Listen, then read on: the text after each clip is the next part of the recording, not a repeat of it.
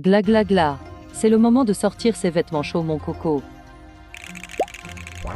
Ah, voilà qui est mieux. Je vais pouvoir me recoucher. Trêve de plaisanterie. Mate-moi tout ce riz. C'est Noël avant l'heure. Si t'aimes le riz sous toutes ses formes, mais que t'as pas de cuiseur d'œufs de punk, une casserole suffira pour cette recette. Ça c'est une carcasse de poulet, une bonne base pour un bouillon. Si t'es végétarien, fais un bouillon à base de petits légumes, et laisse mijoter à feu moyen. Si t'as cuit du poulet, filtre le tout à la passoire, car on veut pas des impuretés. Compte une dose de riz par personne.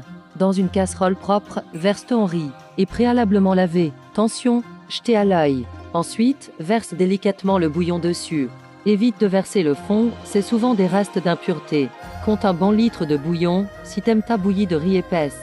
Fais cuire à feu moyen en remuant de temps en temps. Ajoute du gingembre en poudre ou frais. Ça t'aidera à te réchauffer. Astuce de rat. Besoin de se réchauffer rapidement? Fais la vaisselle. Ça ne traînera pas dans ton évier et ça gardera tes mimines toutes chaudes. Et enchaîne sur un dépiotage de viande. S'il en reste sur ta carcasse, ne les jette surtout pas, mon rat.